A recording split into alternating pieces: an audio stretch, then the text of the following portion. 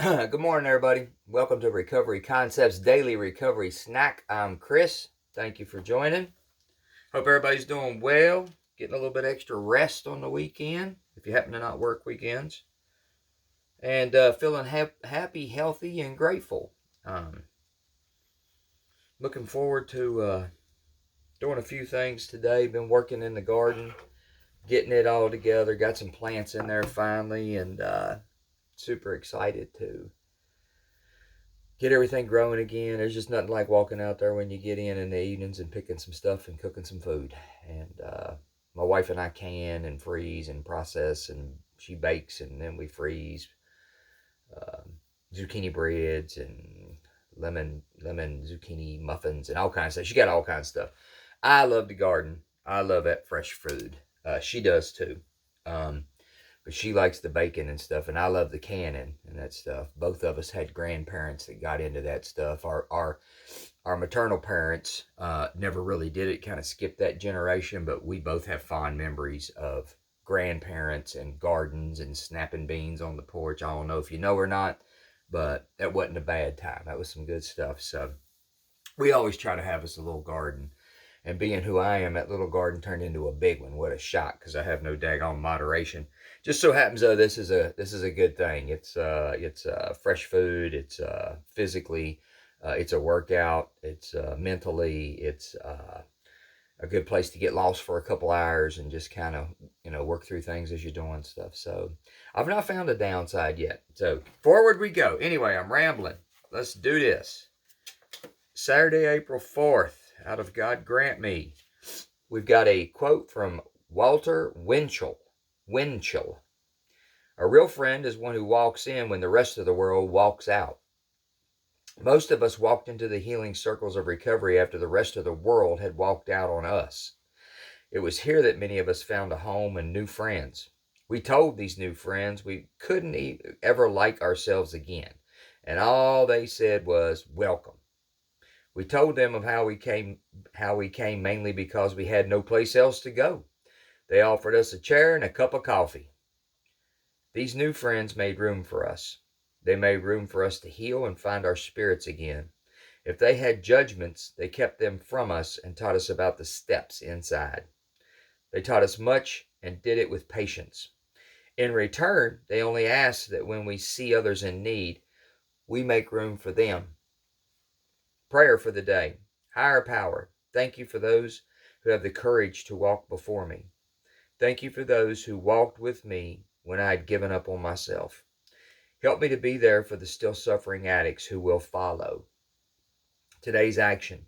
Today, tomorrow, or when I go to my next meeting, I will seek out the newest members and ask them how they're doing. I will ask them if I can walk with them for a bit.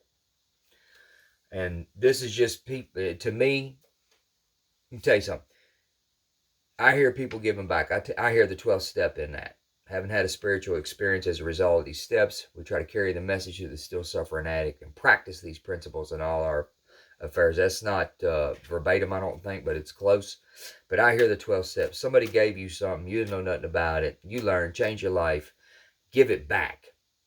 Give it back. My job is to give it back. My job is to not give it back and again to go knock on doors and check on everybody and make sure everybody's, doing, recovery things.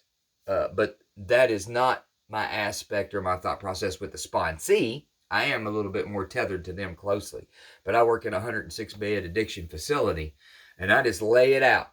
Just lay it out best I can, and then answer questions as they arise. But let me make very, very clear, without the individuals that were in 12-step recovery when my desperate ass showed up last time, I would be dead, drunk, or high right now, because I could not get out of the cycle. I could not get off the ride. I could not make it stop, and I could not talk about it. I put myself into a situation where it wasn't okay to talk about for fear of how it looked, and it didn't look good, Of course it didn't look good. It was raw, active addiction. And there wasn't that many people, like I tell you, there wasn't that many people sitting around trying to hear me anyway.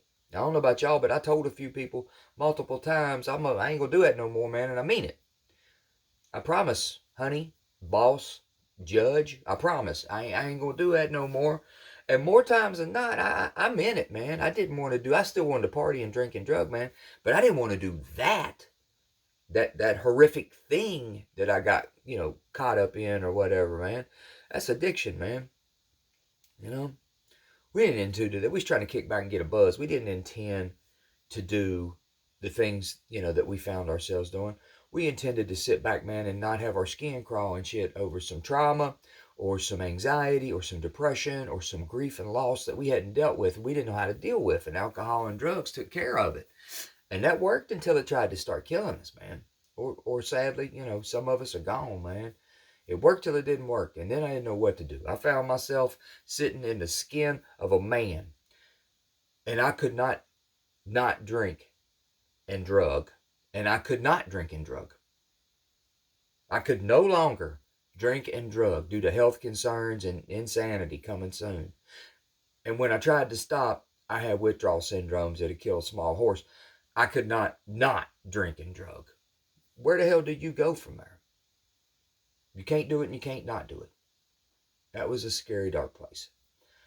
And if it wasn't for the grace I've been given, it was always there. I just wouldn't take it. The grace I've been given, man, and the friends that I found, and the people who slowed down enough, man, to grab me and to hold me and to lead me.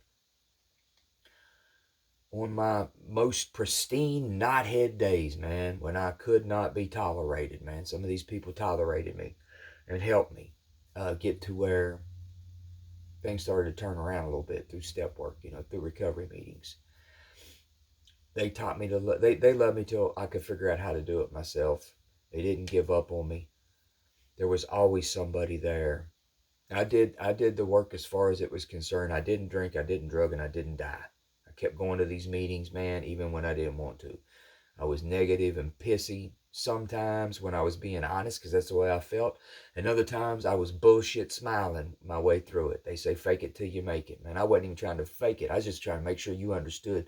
I was on top of this recovery thing, man, which was all bullshit for the early, months, first year of my recovery. I hated it, but I didn't want you to know it.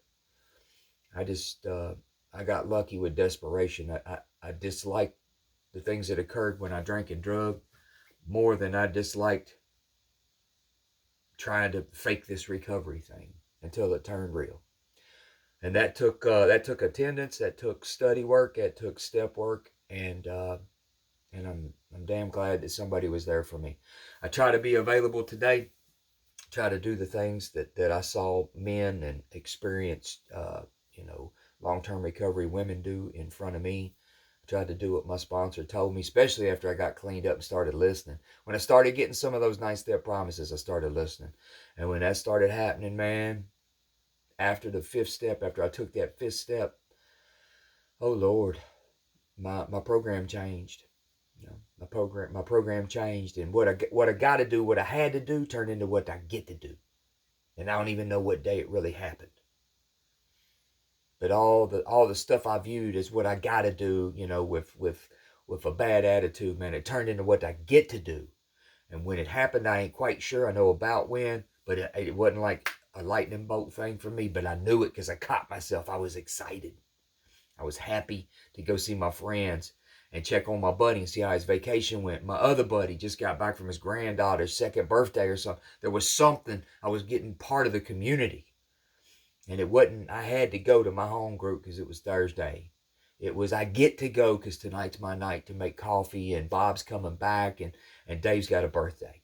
Something to that tune. It can get better if I got out of the way and let it, and it did. That's what they told me. They weren't lying. So, I'm rambling.